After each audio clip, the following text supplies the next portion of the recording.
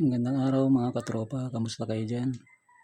Sa video ito, i-demo ko naman po kung paano gumawa ng water level sensor, no?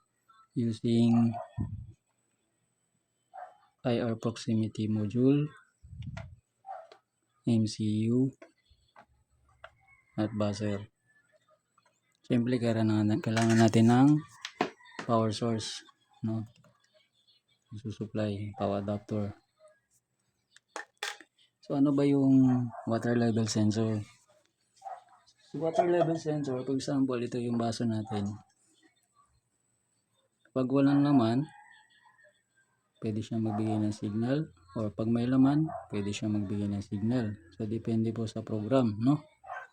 So ito po yung gagamitin nating bagay na paglalagyan ng tubig para ma-detect ni IR proximity device yung level ng tubig. So yung baso, pwede nating i-align si IR proximity kung saan natin i-align, kung dito, dito, or dito. Depende po sa gagawin natin. So halimbawa, meron kayong gustong gawin sa bahay na automatic na pag napuno, bibigyan kayo ng signal na puno na yung baso nyo. Depende po, pwede naman po ibang bagay. Pwede rin po yung ating bottled water, no? Empty bottled water. Halimbawa, dito nyo nilagay yung ating proximity sensor. Pag napuno na yung tubig, i-alarm tayo ni MCU na puno na yung ating tubig. So pag hindi pa puno, hindi siya mag-a-alarm. Okay? Or kabaliktaran, pag wala siyang laman, mag-a-alarm. Kapag puno na, hindi na siya mag-a-alarm. So ganun po. So dito po sa gawin natin, si proximity, kapag puno na siya, hindi po siya, titigil po siya sa pag-alarm. Pag hindi pa po siya puno, tutunog po siya. Okay? So malalaman natin na pag puno na siya, titigil na po yung kanyang alarm. Kapag hindi pa po puno, nag-a-alarm pa siya. Okay? So ganun po yung gagawin nating program kay MCU. So ito po si MCU.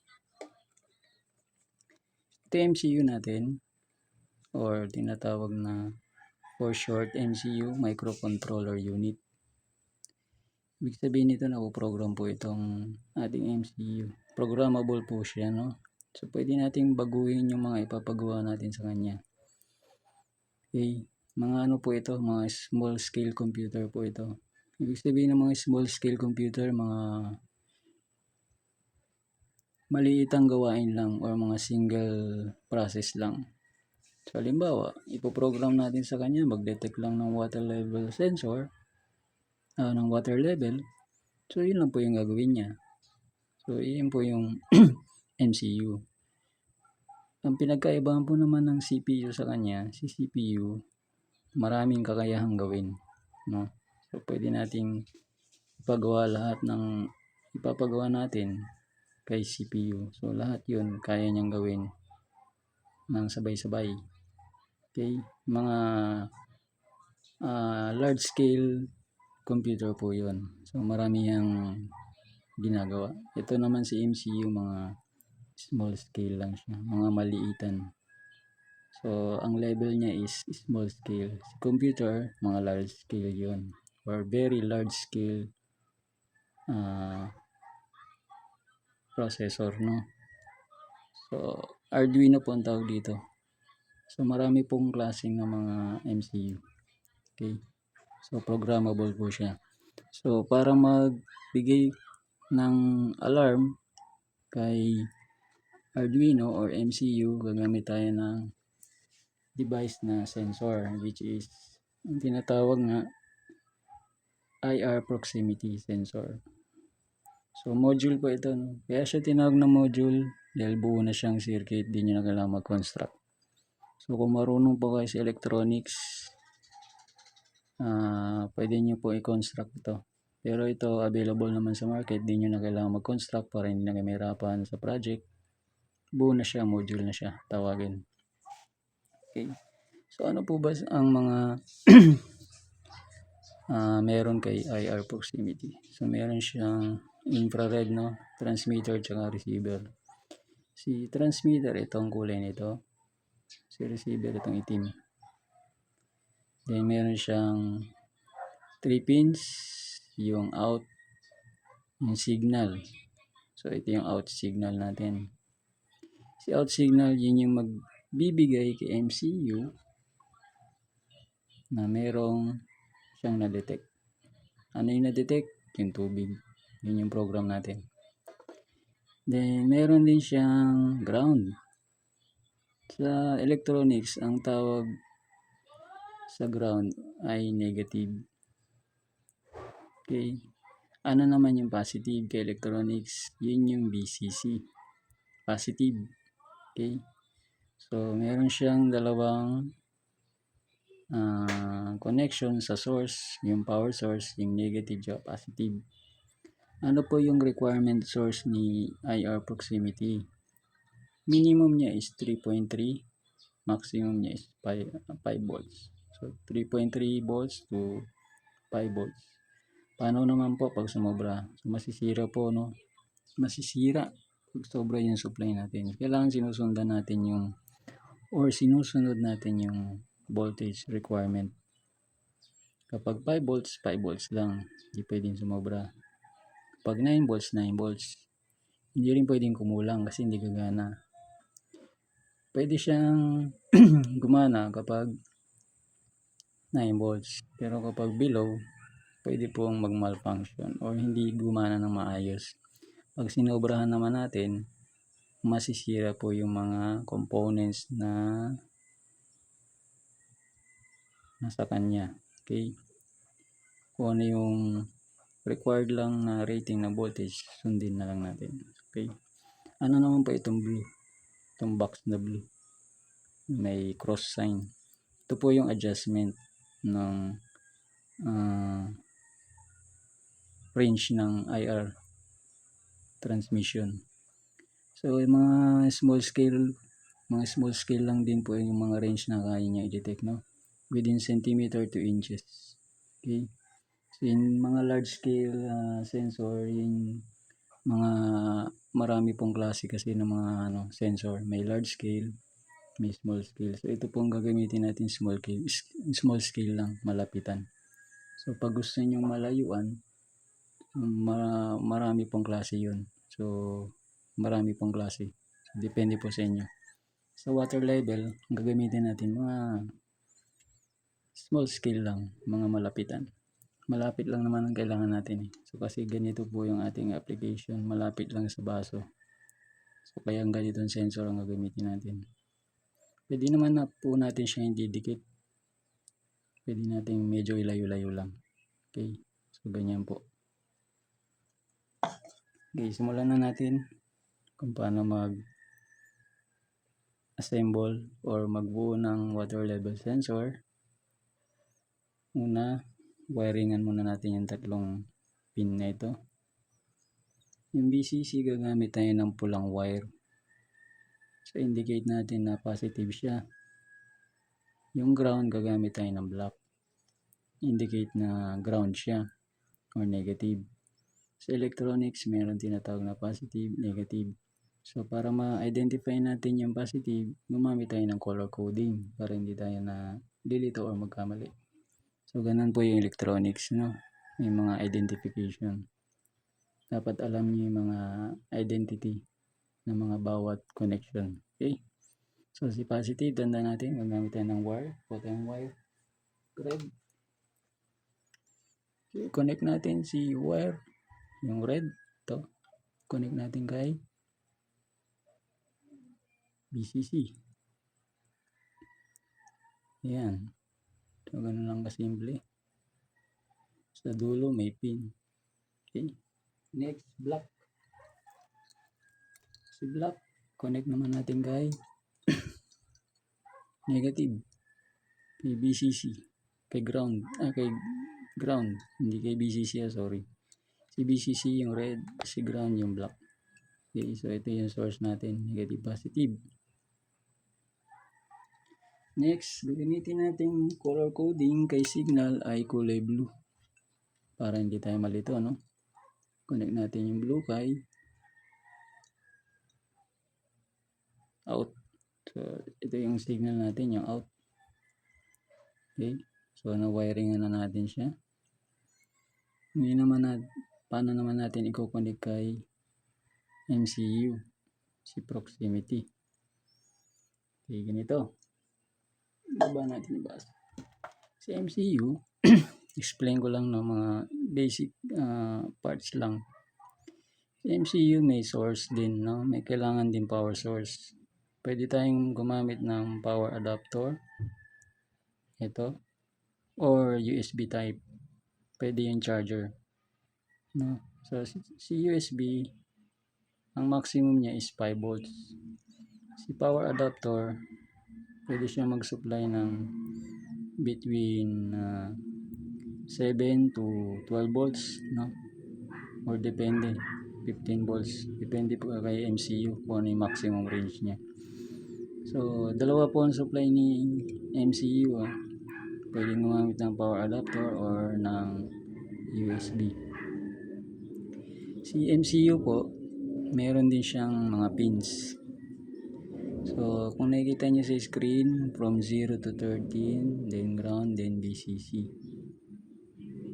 Okay. Then sa kabila, meron din siyang reset, 3 volts, 5 volts, ground, no? Ground. Then, dito, itong 5, from A0 to A5. So, lahat po ng mga pins na yan may mga function. Okay, kasi programmable po ito. Okay, so si MCU, para po ma-program nyo, kailangan nyo ng computer, no? Ano ba yung computer? Pwede bang desktop, pwede bang laptop, pwede po. Computer pa rin yun.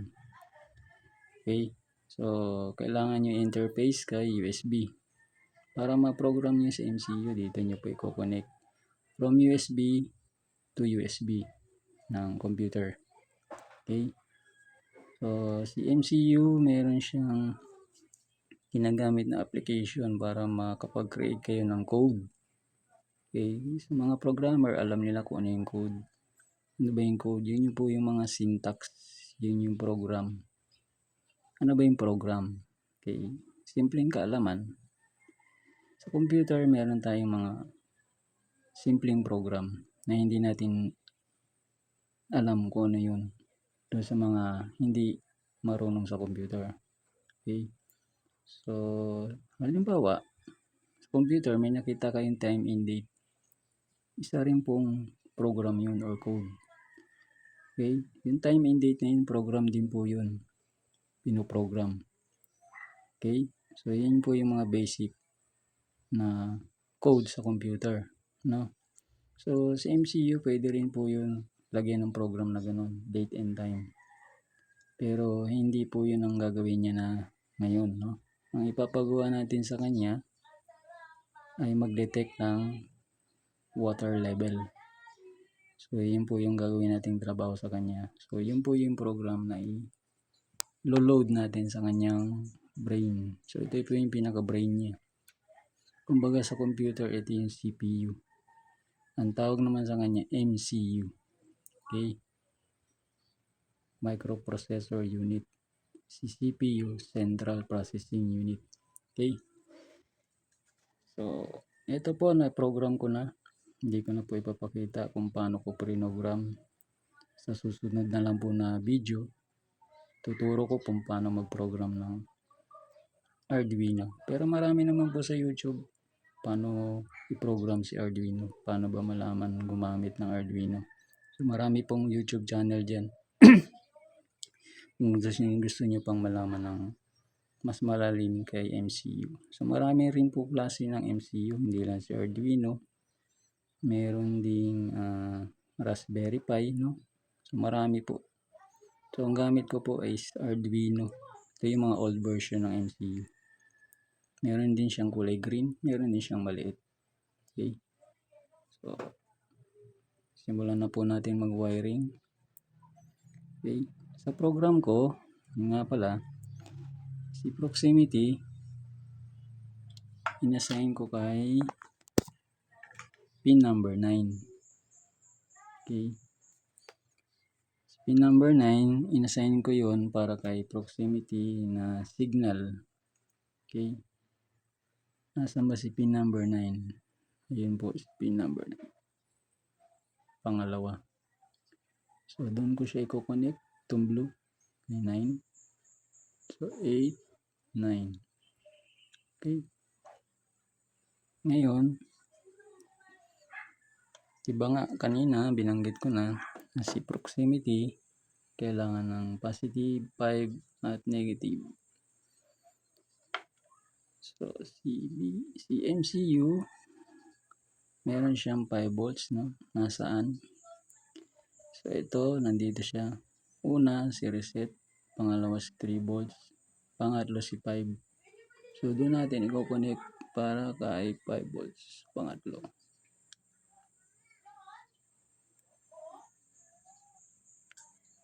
Pangatlo.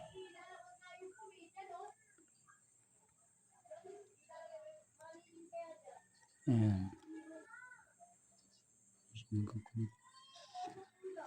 Okay. Next, susunod, i-ground. So, si ground,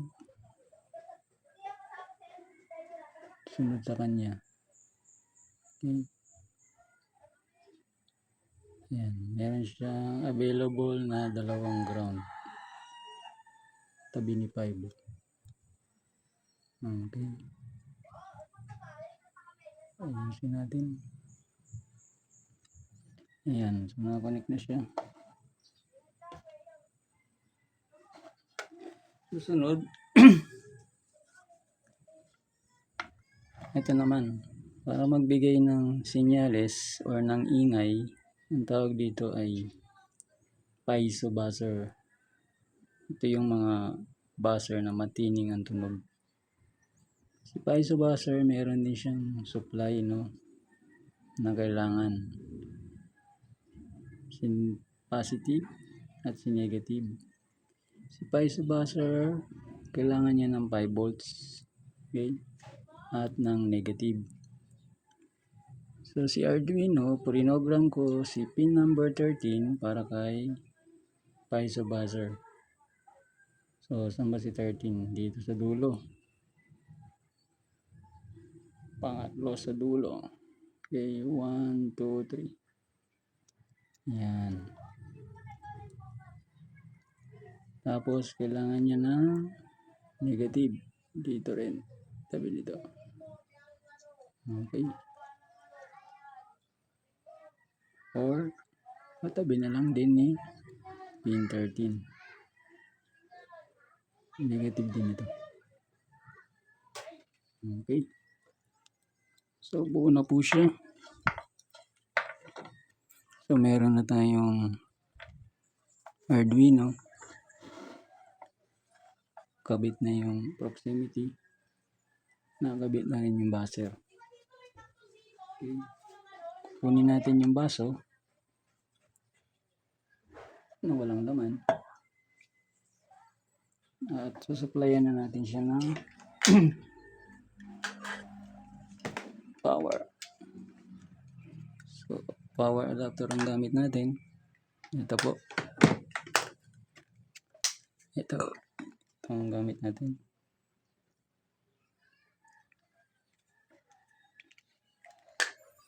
So, connect natin dito. Ayan. So, naririnig nyo po. So, nakikita nyo po itong MCU natin. Nagbi-blink-blink yung ilaw niya. Okay. So, ibig sabihin may nadedetect siya once na nag-blink-blink or kabaliktaran po sa program. So, may nadetect siya kapag nagbi-blink-blink. Si IR, Ganun din. Meron siyang power indicator, yun na ilaw. Kapag may power supply na siya, may power source. Pag sinupply na natin ng power ng 5 volts, paano naman natin malalaman kung may na-detect siyang signal? Yung kabilang LED niya na kulay red din, iilaw. So, sabi ko nga po sa inyo, si proximity small range lang po yung pwede nyo i-detect na object. So, for example, harangan ko siya. Ayan. Umilaw yung LED ni proximity. Pag wala, hindi na ilaw. Ibig sabihin wala nakaharang. Pag may nakaharang, na ilaw. Okay? Dito po sa baso, okay, ayan, napapansin nyo, yung baso natin empty. Okay, so may nadedetect siya. Paano nyo madedetect yung tubig? Eh, meron na siyang binibigay na signal. Okay.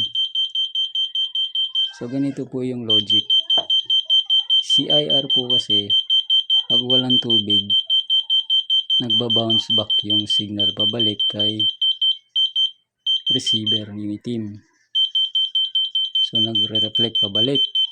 Kapag nilagyan natin ng tubig, yung signal niya, hindi magre-reflect pabalik. Masdan natin ha. Pag na-reach niya yung level dun sa receiver, pansin nyo, hindi na siya nag-ingay o hindi na siya nakadetect ng signal. Kasi po yung signal niya, dumiretso po, tumagos. Hindi makabalik kay receiver. So, hindi po nag-reflect. Dumiretso lang po. Okay, parang salamin, no? Pag tinignan natin yung salamin, yung transparent, no? Yung walang reflector, tumatagos. So, ganun din po ito. Parang salamin na po ito na transparent na tumagos. Hindi nag-bounce back yung signal. Kasi may tubig. So, subukan ko po iangat ha. Magbabounce back po ito kasi plastic po yung na-detect niya. Nag-reflect pabalik. Iangat ko ha. Yun. Ibig sabihin dito sa portion na ito, yung area na ito walang tubig. Okay? Pag binaba ko siya sa may tubig, ayun. Minto. Ibig sabihin sa level na ito, malalaman natin na puno na siya. Itong level na ito. Okay? Malalaman nyo siya pag hindi pa puno, tumutunog. Okay? So, ma-alarma kayo ngayon na, uy, hindi pa huminto yung tunog. Ibig sabihin, hindi pa puno yung aking baso. Hihinto po yan kapag puno na yung baso. Okay? Sample, no? Dito po, itaas, ilagay ko sa pinakamataas. Lalagyan ko ng tubig, no? Hanggang ma-reach niya. O, hindi umabot tubig. Ayan, binaba ko na lang. Ayan. So, itong area na ito, walang tubig. Itong area, puno na. Hanggang bababa. So, yun po yung ating ginawang video, no? Water level sensor. Using proximity sensor, IR, with Arduino. Okay? So, ganun po lang kasimple ang paggawa ng water level sensor sa mga high-tech na mga machine, no? So, ganito lang po yun kadali. Sa mga marunong sa electronics. Madali lang din naman po matuto sa electronics. Manood lang po kayo ng mga video, mga basic electronics. Matututunan nyo rin po. Okay? So, ganyan lang po ang ating water level sensor. So, tanggalan natin yung laman. Palitan natin ng baso. Ang laman. Ayan. Nagbabounce back yung signal. Okay. Pag nilagyan natin ng tubig,